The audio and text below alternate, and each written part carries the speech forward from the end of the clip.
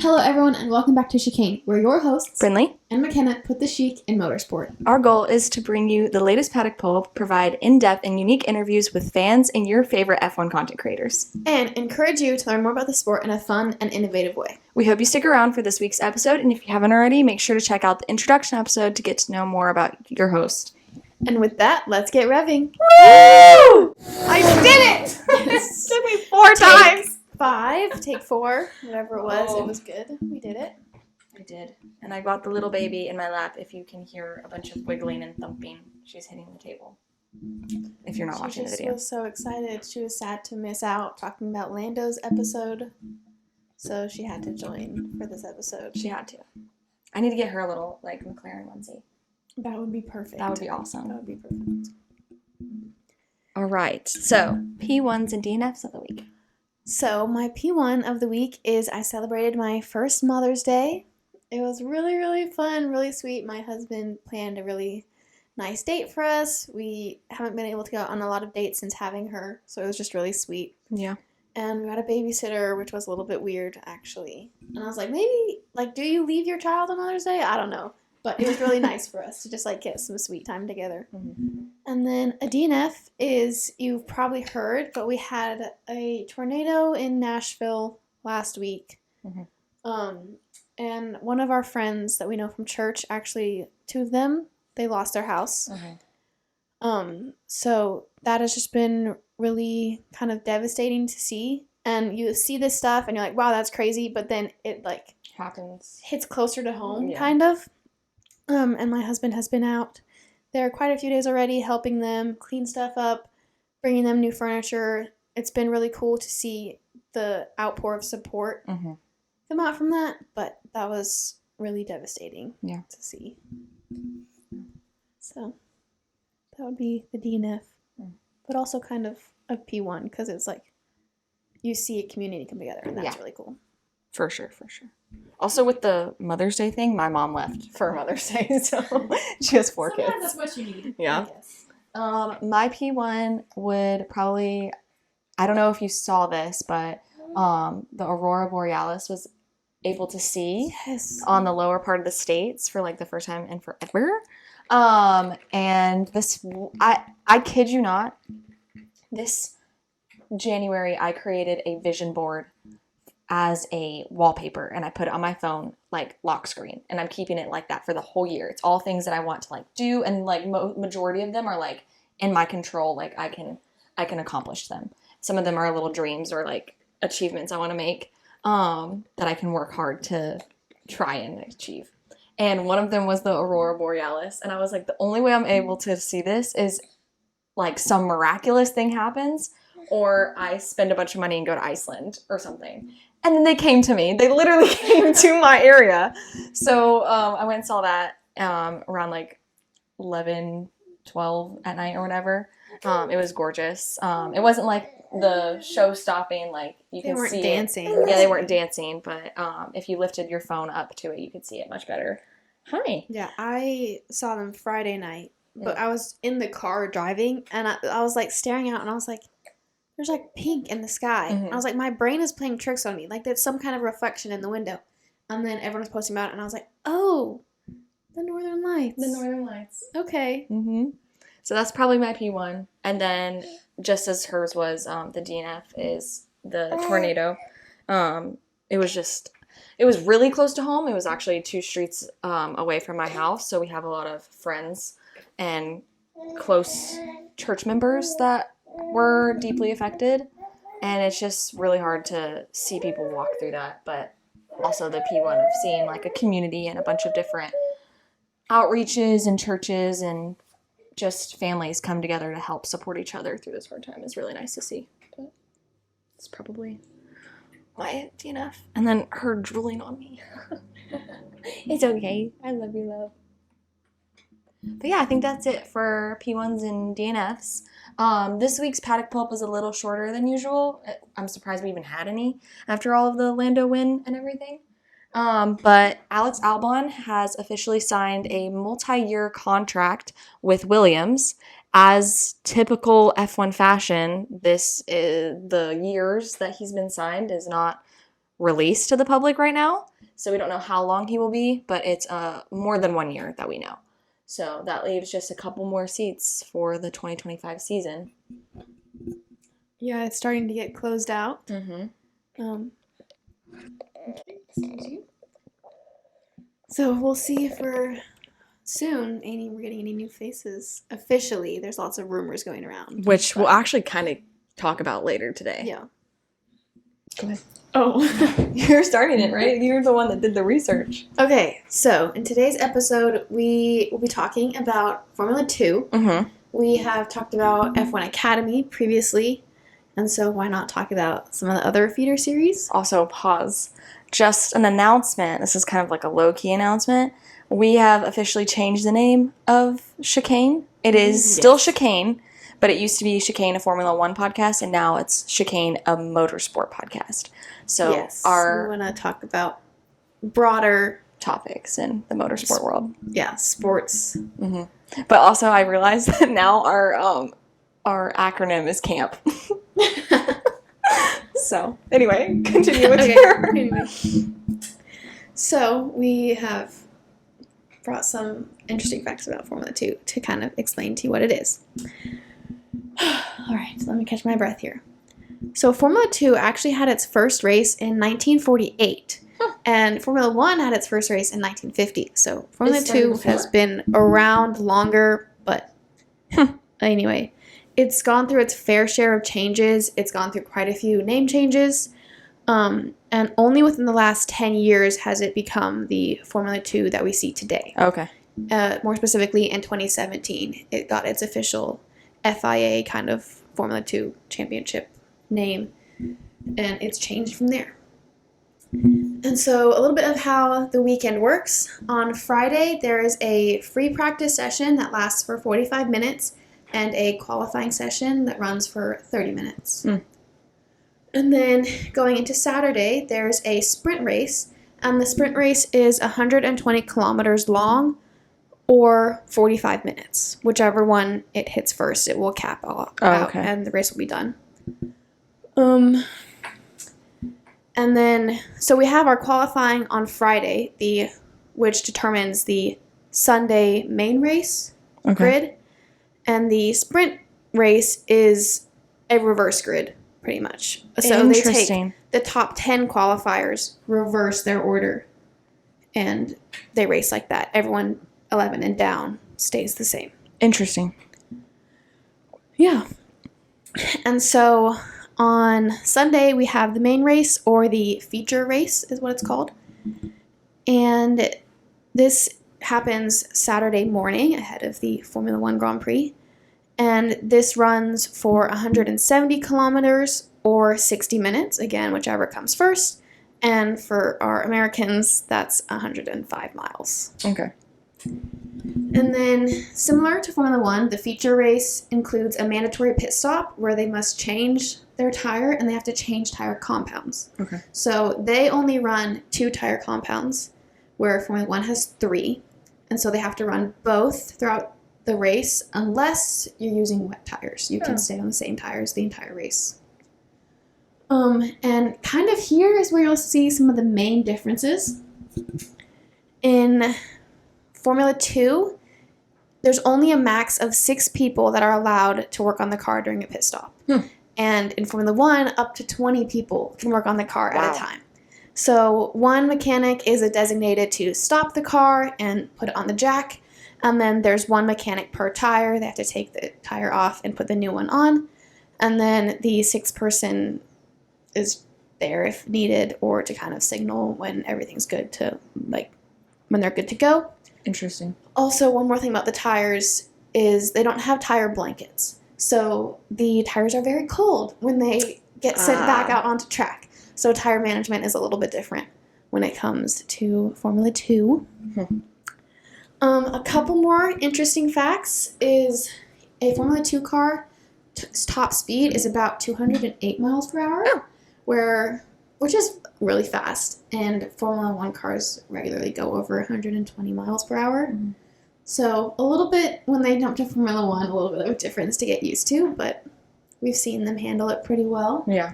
And then both Formula 1 and Formula 2 cars have V6 engines, but the Formula 1 cars have a 1.6 liter, where Formula 2 has 3.4 liter. So a little difference there in how the cars kind of run and the weight of the cars. Yeah. And then the last really major thing I wanted to touch on was there are 11 teams in Formula 2, and we have 22 drivers, which they tried to make happen in Formula 1, but they kind of vetoed that. What is your thought on that? I feel like we haven't talked about that on the podcast a lot. I like staying just 10 teams. Yeah. Would you prefer staying 10, or would you like the 11th team coming? I would prefer staying 10 teams, okay. I feel like. Because it's already a lot, and I feel like it wouldn't add that much or change that much, because the fight for points is top 10 anyway. Yeah. So it's just like 2 extra cars who are racing and not getting points. I don't know. What do you think? I would like to see the 11th team come in. Yeah. Maybe even just for like a couple of years, see what it's like, if it really affects the sport that much. But if who was it that was trying to enter? I'm thinking of all the F2 drivers right now, so I'm like, I can't remember the name. It was... It starts with an A. No, they're not. it's an American team, but like their family has been in Formula 1 for forever. Yeah, I know. And it's not Antonelli, because that's literally one of the drivers that I'm thinking about. Yeah, I can't remember now. Andretti. There we go. Andretti. That's what I'm thinking of. Yeah. I think it would be pretty cool to see 11th team. But, I mean, people in charge know what they're doing, so. Yes. I feel like I like the mix look and cleanliness of 20. Yeah, like the even numbers. Yeah. 22 isn't even, but 11's not even. Yeah. And it's like, I don't know. On the grid, it looks nice. Yeah. I get that. Anyways. So, you've probably heard some rumors bouncing around about some of the Formula 2 drivers, Oliver Bearman and Kimi Antonelli, that we just mentioned. So they're 2 drivers to kind of keep your eye out for. They might be entering Formula 1 this next season or in the coming seasons. And then Jack Crawford and Aaron Paul are also 2 other drivers to kind of keep your eyes peeled for. A lot of the F2, F3 drivers do either the, what is it called? They're the reserve drivers for most of the teams, or they do a lot of the F1 testing throughout the season, because each team is required to allow a non-Formula 1 driver to test the car to see how it is. They tend to do this at the end of the season because the teams kind of push it to the back burner. But we saw that last season, Oliver Bearman stepped in for a Formula 1 weekend for Carlos Sainz whenever he had his appendix surgery, and he did pretty good. He was very, very impressive. And then there's rumors that with the new Mercedes seat, or even the Williams seat that hasn't been confirmed with Logan, the FIA has been talking about changing the age restrictions for Andrea Kimi Antonelli for him to come into Formula 1 at 17, 18. Yeah. So it'd be interesting to see if that happens. Yeah. And speaking of Oliver Bearman, he is driving, I could be wrong on this, but an FP1 for Haas. Yeah. This weekend. Yeah, I think so. So you can watch him in practice. Box? Box. So our pit stop fun fact is kind of, since we've been speaking a little bit about the up-and-coming drivers, how they get to Formula 1, we're going to talk about kind of how the sport has changed in age over the years. So when Formula 1 first began in 1950, the average age of the drivers was 39 years old. The oldest driver was Felipe Ferna, being 53, and the youngest driver, Geoffrey Crossley, was 29. Wow. And I did want to say this. Geoffrey is a British driver, and I don't think I've ever heard a more British name in my life. Geoffrey Crossley. Crossley. So today, the average age of the drivers is 27 years old, and our oldest driver is none other than Fernando Alonso, and he's 42. Our youngest driver is Oscar Piastri at 22. And if you just think about it, if Fernando retired, that would drop to probably about 26 or 25 years old for the average age of the drivers. Yeah. He's the only one up there that's holding that number. he's bringing it up there a little bit. That's funny. Yeah, and I was telling her earlier when we were talking about this, it's crazy to think that Max was brought in to Red Bull at like 17, 18. Yeah. That's insane to think about a driver that young racing in Formula One and then being as dominant as he is. It's weird to think of, like, being 20. Mm-hmm. I mean, like, oh, he's 20. And he's a Formula driver. Millionaire. Like, I thought about that the other day with Lando. Like, he's 24 and I'm 19, about to be 20. And I was like, this man just won an F1 race at the age of 24. He was entering Formula One and getting podiums his first season at 19. And I'm here. It's fine. We don't compare. It's just different. It's just different lives. Different lives. Yeah. I mean, and he's that's also not a bad thing. He's also like got family in racing. Like my parents don't race, or family doesn't race, so it's fine. Yeah. It's crazy, like, how many people want to get to Formula One and stuff, and then to think about, like, you would think, okay, maybe when they're 30 they'd be entering, because, like, it takes so long and you have to do so much and achieve so much. Yeah. But, like, they're 20 years old and they're, like, achieving their goals. It's cool, though. It's cool to watch. Yeah, it's really interesting, really fascinating. Mm-hmm. Anywho.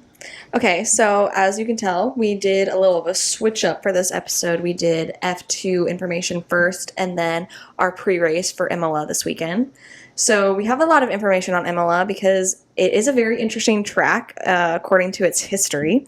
So first, we're both going to try to pronounce the actual name of the track because it is simplified to be called Imola, but the actual name of the track is like 20 words. You try it first because she memorized it, and then I'm going to read it. Okay, I'm not going to look at it. Hold on. I just looked at it. Formula One MSC Cruises Grand Prix del Made in Italy. Mm-hmm. Oh, this is the part I always mess up. Mm-hmm. Del Emilia-Romagna 2024. Yep. There you go. Do I need to roll my R? Romagna? I was like, do I need to try to do it in Italian? Do I need to try to do an Italian accent? Not accent, but like... Circuit. 2024 circuit. Okay. Formula One MSC Cruises Gran Premio del Made in Italy e dell'Emilia-Romagna 2024 circuit. Good? That was good. Okay. So, for this location, like we just said, we're in Italy. Welcome to the 7th round of racing. This week we are on the first round of Italian soil for this season, as we will be back here from Monza. And this is the Kickstarter for the leg of the European races. Drivers of all kinds will be at Imola this weekend to race on the Emilia-Romagna circuit. To the unknowing crowd, this track may appear as a younger track, as it has only been introduced as the Emilia-Romagna track since 2020, but its history predates that back to the origins of F1, which we'll get into later. Yeah. Okay. So if you're on Central Standard Time, like we are, the schedule for this weekend should be at 8 a.m. Yeah. We have our race on Sunday. On Saturday, qualifying will start at 9 a.m. and practice will be at 5:30 a.m. Yeah. So wake up early if you want to see that. Oh, 1 second, my phone just gave me a notification about it dying.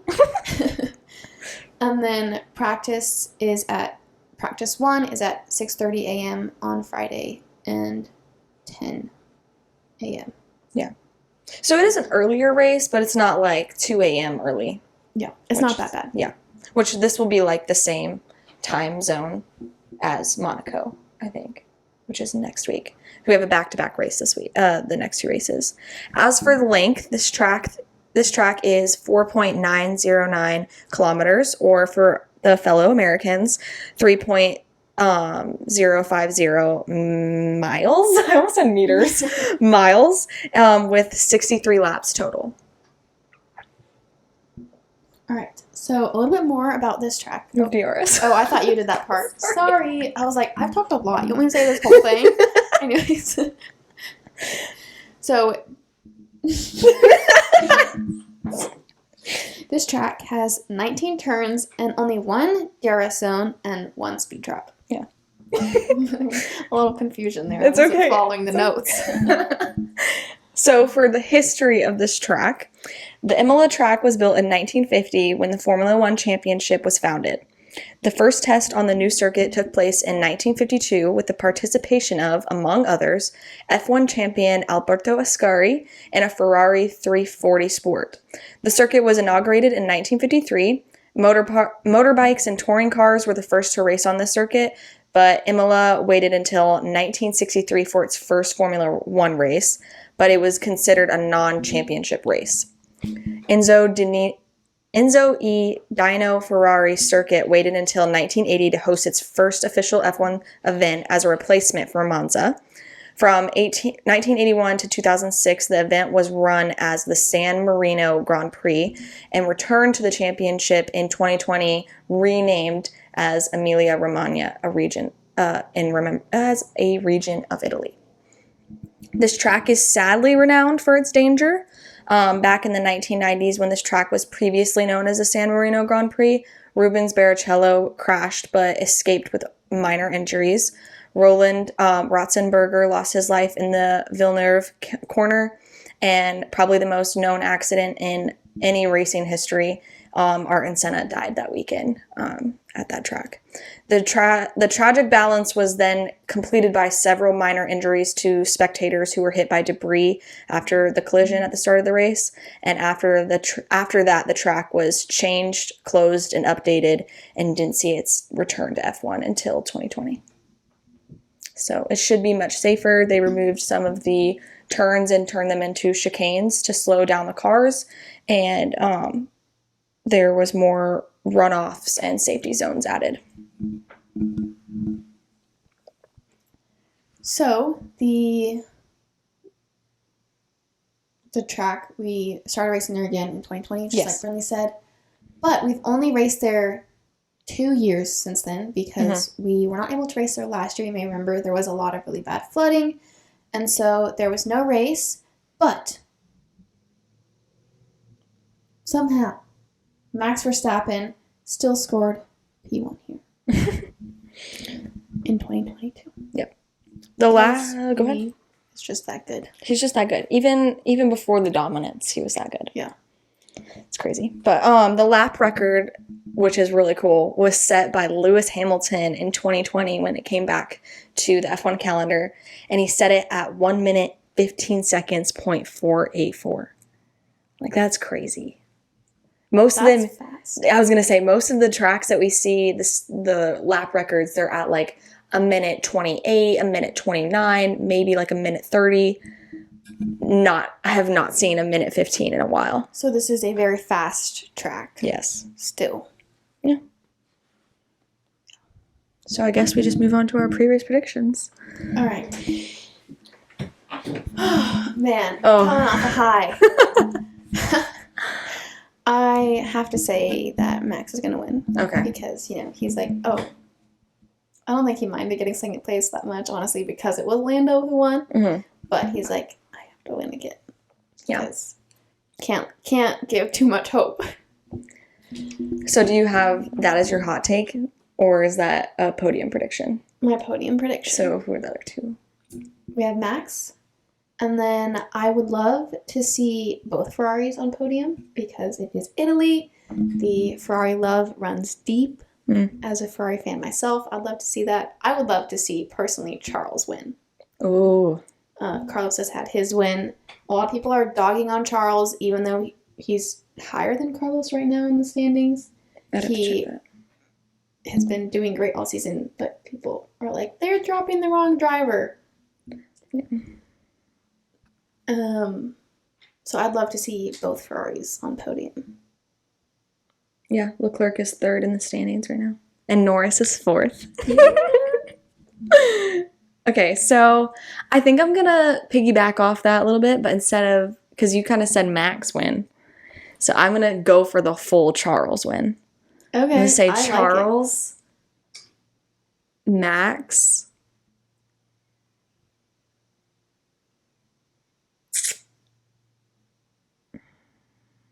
I'll say Lando. I feel like he'll do good again. Yeah. I just feel like I want to reserve my Charles win for Monaco. Ooh, if that ever happens. Poor baby has bad luck in Monaco. No, that's like one thing I want to experience at least once is like my favorite driver getting their home race win. Mm-hmm. Like, I pray that Lando gets it this season. I feel like there's a couple more wins that are going to happen this season with him, and I feel like Silverstone can be one of those. I see that for sure. Yeah. But yeah, that's my podium prediction. Charles, Max, and Lando. But Charles I would not winning. be mad at that. I would be very happy if that happened. Yeah. Which is literally the podium from last race, but mixed up. Yeah. A little bit of a reverse order. Yeah. What is your hot take for the race? My hot take for the race.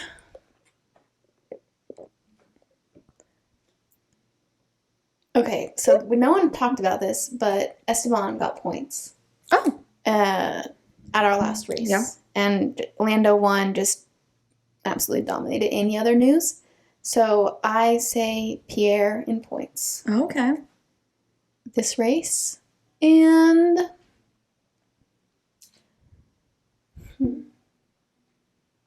I'm not sure. I'll just go with that one for right now. Who are some people that haven't... I'm going to keep saying Logan points until he gets points. But mine is not going to be race related. I think that we'll have a huge, like, news-breaking contract breakthrough. Okay. This weekend. I think that it'll happen. Or, like, right after the weekend, like on Monday or something. There was a lot of speculation that Logan wouldn't race here. Yes, and he would be replaced by somebody else. Mm-hmm. Yeah. So I'm saying that, like, we either get, like, a huge, like, somebody's not going to be signing that we really love, or, like, we'll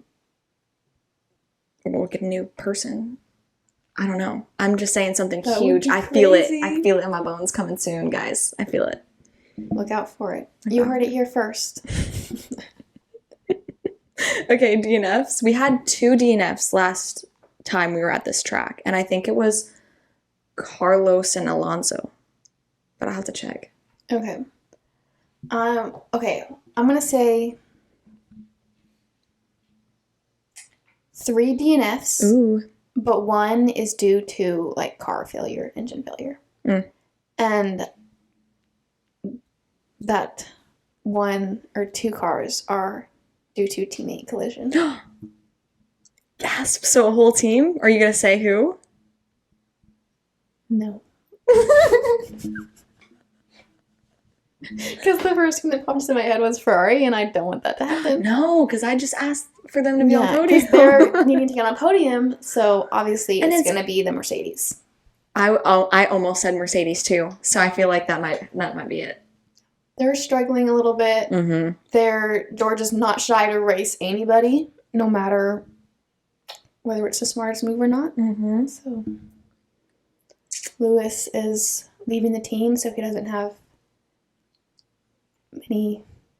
He's like, he doesn't have a need to play the team game right now. No. I'm thinking I can't choose. I always have to do an even number, I feel like. So I either want to say 2 or 4. Mm-hmm. I feel like 4 might be a lot for this track. But it is high speed. It is high speed. And then lots of chicane, so slowing down into the corners. I'm gonna say 4. I'm gonna agree with the Mercedes take each other out. Mm-hmm. Then I'm gonna say a Haas. I honestly, see I don't that. know why I I'm see feeling that. it, but K-Mag. He kind of deserves it. Maybe I'm mad at him. I don't know. So Well, Mercedes. you can go to the rage room and get it all out. I'm not going anymore. What? We'll talk about that in a second. So both Mercedes, a Haas, and then I had somebody in my head a minute ago. I think I'll go with. You'll appreciate this. I'll go with Stroll. I think I want both Alpha Towers, both V Carbs to get points, because even though they rebranded, they still are an Italian team, right? Part of an Italian team. Or is that There's Italian ties. Italian ties, yeah. Yeah. Well, when they were Alpha Tauri, they were Italian. Yeah. I guess they're like the baby team of Red Bull, so I think of them as mini Red Bulls, but yeah. But they're like sponsors. Like Alpha Tauri is an Italian brand. Yeah. So I'm pretty sure. I know they have Italian ties, so I would love to see Yuki and Danny do good at this track. Whether that's like right outside the points or in the points, like for one of them, I think it'd be cool. So I would love to see Danny do good and get some points. He got them in the sprint and then did really bad in the race. And if he doesn't do good, then he's gonna be finding a different hobby. There's a lot of people that we're worried about. Yeah, I do think though, if Daniel was to not have a seat in Formula 1 anymore, I would love for him to be a commentator. That would be fun. I could see that. He would they might have to filter his language a little bit. Yeah. Did you see the thing about Yuki where he was like trying not to curse as much over the radio, and he was like, it literally takes like physical energy for me to stop myself from cursing. Well, I mean, I can imagine. I'm not even that much of a, like, I don't cuss a lot, but like, if you think about being in such a high adrenaline, like you're going 200 max, more than 100 miles an hour in a car, racing other people with like G-forces hitting you like every weekend, and you're stressed out, like you're trying not to die. Yeah. I can't imagine not screaming. And too, when it's like, I don't think it would be like natural for me to do that because I've gone my whole life without really cursing. Yeah. But when it's like in your vocabulary, every other word, true, it makes sense. Well, also, like, to be completely like honest with you, like whenever people slam on their brakes and I have to swerve out of the way to not hit them because they're terrible drivers, maybe a word comes out. So like I can see it happening, but he does a lot. Much more than anybody else. I was like, because we'll rush to races sometimes with my parents, and like they filter, like F1 filters what radios are coming in for the public to see. And so there's a few that you do hear that are like, oh, I'm surprised they let that through. And my parents are like, wow, they don't really filter their like their words. I'm like, well, yeah, they're stressed out. Like, oh, did we speak about what's going on at Ferrari? With like Adrian Newey and Savi? Mm-hmm. No. Did you hear that, guys? I just love that. Speaking of, I don't know if it's sad news, babe. Italy, well, yeah. Italy, kind of Ferrari. You sent it to me, so you might have more information. If you are Tifosi or Ferrari affiliate, you might have seen on social media that Xavi, Charles's race strategist, is leaving Ferrari, which you were like, oh, and I was like, that's the wrong reaction to have, because well, it's like good and sad a little bit. I'm okay with it. I think most of the Tifosi are okay with it because he's made some really bad calls. Is that? But have they announced at all who is replacing him? Not that I was aware, but I also am a McLaren fan, so yeah. We don't know yet, as we know who's replacing him, but I feel like it's just, I say because as a driver, you have to build so much trust. True. And there's a lot of relationship building with your engineer. Valtteri was saying this at the last race because they changed his racing engineer, and he was like, it kind of sucks because like you have to have a lot of trust in your race engineer. and strategist. So that's kind of the only, oh, dang, like now he's having to, especially because Zavi followed him from his original team. Yeah. So he has to start from scratch. It was confirmed that he has a different one, and it's Brian Bozzi. This was his performance engineer, and he'll move into the role of race engineer starting at Imola. Okay. So they already have a good relationship. Yeah. He's been with the team for 12 years, and he's done wind tunnel for Red Bull before. But that would be interesting. But at least he's somebody in the team. Maybe that, like, if he's performance engineer, then he's probably talked to him a lot. So that is some trust. It's not like a random person from a different team coming in. Well, that's good. Yeah. And then we haven't heard any updates on the whole Adrian Newey situation, but people are speculating that if he does choose a team, it's going to be Ferrari. And if he does, then I feel like this is the perfect recipe for, I hate to say it, but it's the perfect recipe for Lewis to get his 8th championship. Mm-hmm.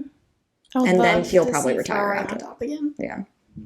Even as a McLaren fan, like, I think my team is McLaren, Ferrari, and Williams are constantly fighting with each other for second. I just love the drivers, the teams, and everything. But started off as a Ferrari fan, and like, just the love and like the passion that Ferrari has is so cool to watch. It's like Seb says, everybody's a Ferrari fan.